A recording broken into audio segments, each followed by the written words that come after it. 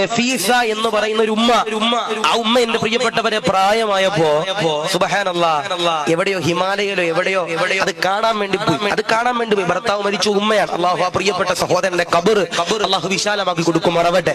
ഈ നഫീസ എന്ന് പറയുന്ന ഉമ്മ അവിടെ പോയി ഹിമാലയം പർവ്വതത്തിൽ എവിടെയുണ്ട് കാണാൻ പോയി. അവിടെ ചെന്നിട്ട് ഈ മഞ്ഞൊക്കെ ഇങ്ങനെ വാരിയിട്ട് കാണാൻ പോയതല്ല പ്രശ്നം.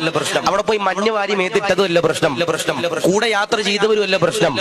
ഇത് അവിടെ ചെന്നിട്ട് ഈ പ്രായമായിട്ടുള്ള ഉമ്മ ഇത് റീൽസ് ആക്കി ചിത്രീകരിച്ചിട്ട് ഖദീജുമ്മ ഹാജർ, ഫാത്തിമ ഹാജർ എന്ന് പറഞ്ഞിട്ട് എന്ത് ചെയ്തു, ഒരു വീഡിയോ എന്ത് ചെയ്തു, റീൽസ് ആക്കിയിട്ട് എന്ത് ചെയ്തു, ഇൻസ്റ്റാഗ്രാമിലും യൂട്യൂബിലും ഫേസ്ബുക്കിലൊക്കെ ഇറക്കി. ഇതിനെതിരെ ഒരു സാധുവായ ഉസ്താദ് പ്രസംഗിച്ചപ്പോ ആ ഉസ്താദിനെ തേജാവധം ചെയ്യാൻ വേണ്ടിയിട്ട് കുറെ പെണ്ണുങ്ങളും കുറെ മുസ്ലിമീങ്ങളും കുറെ ദീനില്ലാത്ത കുറെ ചങ്ങാതിമാര് വന്നിട്ട് എന്റെ പ്രിയപ്പെട്ടവരെ ആ ഉസ്താദിനെ തേജോവധം ചെയ്യണ കാലം. ആ ഉസ്താദ് എന്താ പറഞ്ഞേ, ഒരു പെണ്ണിന്റെ ഏറ്റവും വലിയ പ്രധാനപ്പെട്ട കാര്യമാണ് ലജ്ജ എന്ന് പറയുന്നത്, അല്ലെ? ലജ്ജ ഔറത്ത് എന്ന് പറയുന്നത് പ്രായമുള്ള ഉമ്മയാണെങ്കിലും ചെറുപ്പക്കാരിയാകണ താത്തയാണെങ്കിലും കല്യാണം കഴിച്ചവളോ കല്യാണം കഴിഞ്ഞവളാണെങ്കിലും അവരുടെ ജീവിതത്തിൽ ഏറ്റവും പ്രധാനപ്പെട്ട ഒന്നാണ് എന്തെന്ന് പറയണേ, ലജ്ജ എന്ന് പറയണത്, അല്ലേ? ആണ്. ഈ ലജ്ജയും ഔറത്തും, ഈ ഔറത്ത് മുഴുവനും കാണിച്ച് എന്റെ പ്രിയപ്പെട്ടവരെ യൂട്യൂബിലും ഇൻസ്റ്റാഗ്രാമിലൊക്കെ റീൽസ് ഇടുമ്പോ അത് എത്ര പ്രായമുള്ളതാണെങ്കിലും ഒരു പണ്ഡിതന്റെ ധർമ്മമാണ് എന്തെന്ന് പറയണേ.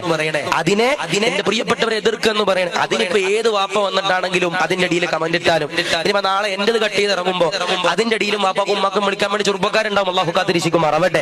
ആ ഉസ്താദ് അല്ലെങ്കിൽ നമ്മൾ ചെയ്യണെന്താ, ആ പെണ്ണ് ചെയ്യണെന്താ, യാത്ര നിങ്ങൾ ചെയ്യണം. യാത്ര ചെയ്യേണ്ടെന്ന് ഇവിടെ ആരും പറയണില്ല. പ്രായമാണെങ്കിലും ചെറുപ്പമാണെങ്കിലും നിങ്ങൾ യാത്ര ചെയ്യണം. അതുകൊണ്ടാണ് ഷാഫി ഇമാം പോലും പറഞ്ഞത് യാത്ര ചെയ്യണം. യാത്ര ചെയ്താൽ മനസ്സിന് എന്റെ പ്രിയപ്പെട്ടവർ ഒരു വിശാലത, ഒരു സമാധാനം ഉണ്ടാവും. തമാശ, യാത്ര ചെയ്ത് കഴിഞ്ഞിട്ട് മനസ്സിനൊരു സമാധാനം ഉണ്ടാവും. ഈ പ്രായമുള്ള നഫീസ എന്ന് പറയുന്നു അൽഹംദുലില്ലാഹ് യാത്ര ചെയ്തു. അതിനിവിടെ ഇസ്ലാം എതിർക്കണില്ല. അവിടെ ചെന്ന് മഞ്ഞ് വാരി മേത്തിട്ടു, ഇസ്ലാം എതിർക്കണില്ല. അവിടെ പോയി അൽഫാമോ ബിരിയാണിയോ ആടോ എന്തും കഴിച്ചോ, ഇസ്ലാം എന്റെ പ്രിയപ്പെട്ടവരെ എതിർക്കണില്ല. എന്താണ് ഇസ്ലാം എതിർത്തത്?